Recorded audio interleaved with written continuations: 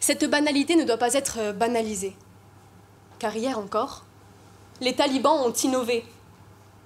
Une nouvelle loi morale, dite anti-vice, interdit désormais les femmes de parler hors de chez elles. L'éloquence a retrouvé ses lettres de noblesse. Ils sont une douzaine dans une salle du lycée Laetitia à donner de la voix pour défendre une situation d'atteinte aux droits humains. La liberté arrachée aux femmes afghanes, depuis le retour des talibans, le racisme, l'esclavage moderne, les violences conjugales, la dignité des enfants ou des personnes. Plus de 27 gigaoctets de données personnelles vont servir à prouver leur culpabilité. Naturellement, cela soulève certaines questions. Nos conversations privées le sont-elles réellement privées? Les interventions se succèdent face au public et au jury composé de professeurs, d'avocats et de membres de la Ligue des droits de l'homme.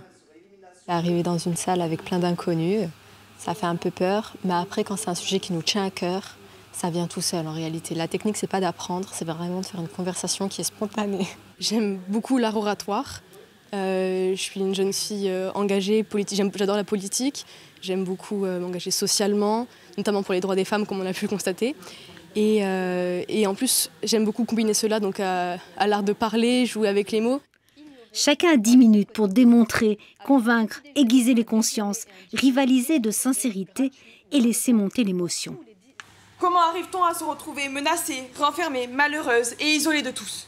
C'est vraiment un marathon, d'une certaine manière. Faut vraiment s'impliquer petit à petit, semaine en semaine. C'est pas quelque chose qu'on fait à la dernière minute et ça doit vraiment être quelque chose de personnel et qui nous donne envie de bosser du coup sur le sujet qu'on a choisi. Ces avocats en herbe participent cette année à la 8e édition de ce concours de plaidoirie en Corse. Pour certains, ce sont des sujets qui les concernent personnellement. Et donc, leur émotion, elle est palpable. Et en ça, ils sont très courageux de porter l'universel de leur situation singulière.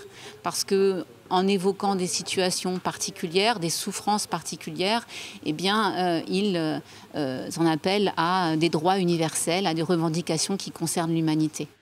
Merci pour la justice. Les candidats ayant bossé le vocabulaire, soigné leurs prestations, il va être difficile au jury de donner un verdict.